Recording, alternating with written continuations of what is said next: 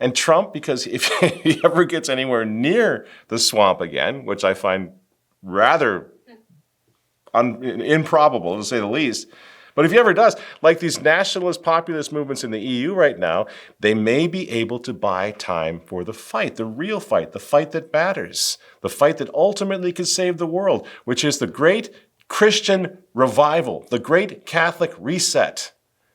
And again, that was in full swing, wasn't it? That was storming back before one guy came along, whose name was Jorge Mario Bergoglio, the globalist pope, who put a stop to it, who shut it all down, and for good reason from his point of view. Because if it was allowed to flourish on its own, just like the patriotism in this country, if it were allowed to just simply flourish, it would take the country back. It would make the country great. Same in the church. If that traditional Catholicism was just allowed to flourish, it would have taken the Catholic Church back to where it needs to be, which is Christian, which is truly Catholic. And they've been fighting against that for 100 years. So we've always, as Christians, we've always seen globalism as just another name for the kingdom of the Antichrist. That's all it is, a one world order, one world religion. That's all it is. But to whatever extent politicians, nationalist populist politicians oppose globalism, and most of them are adamantly opposing globalism right now, guess what? They're opposing the Antichrist, whether they realize it or not. Resistance is forming promptly in the night, here on the Place de la République in Paris. Shortly after the election results were announced, it is the victory of the right-wing nationalist Rassemblement National that is driving people onto the streets. Marine Le Pen's party is the clear winner of this European election in France with more than 30% of votes, a crushing defeat for the president of France, Macron. And we have to be savvy enough to see that, to recognize that what the revolution is presenting to the world is something no one wants because it's evil. So even people who are not particularly religious are going to kick against it as hard as they can, and that's what's happening. They say globalism comes to die at CPAC. I'm here to tell you that in El Salvador, it's already dead.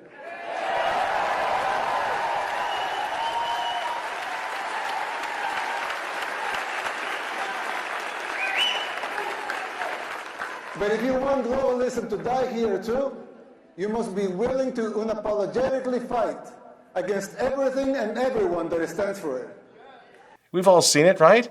The winds are changing from Argentina to San Salvador, from Germany to France, from Italy to Hungary, and on it goes. A massive fatigue factor kicking in where globalism is concerned. Do you see what that means? It means there's a fatigue factor where the Antichrist, the machinations of the Antichrist are concerned. The anti-country, anti-God, anti-family spirit of Antichrist. You see?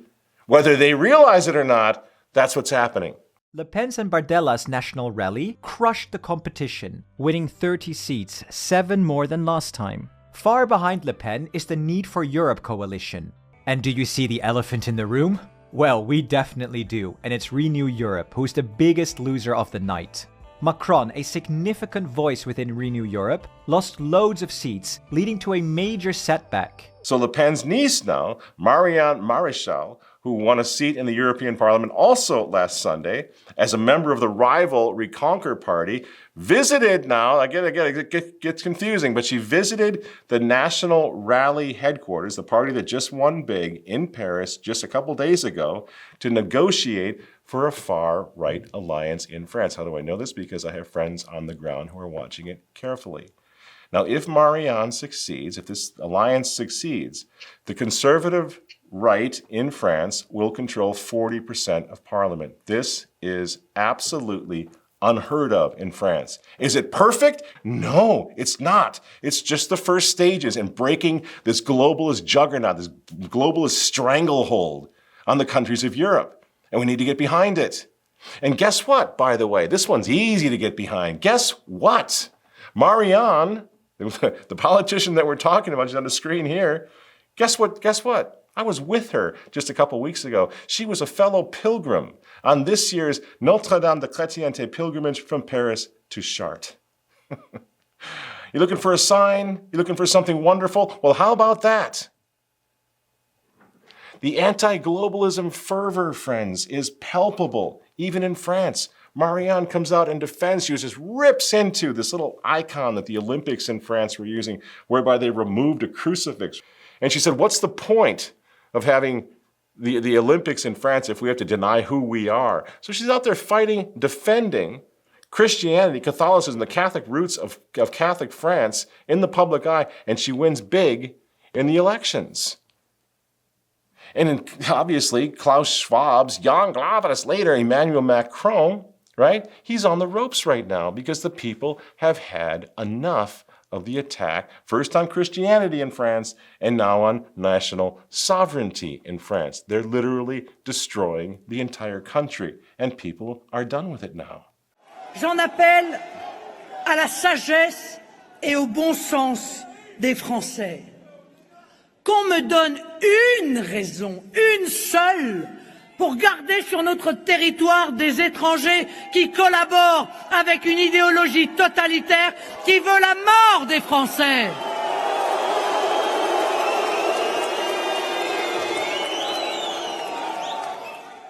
Bottom line, friends, Christian nationalism is on the rise all across Europe, as Remnant columnist Angeline Tan is covering right now in the pages of the Remnant. You can see up on your screen there. I'll put a link down below. And what that means is there's never been a better time to make a case for Christ the King than right now.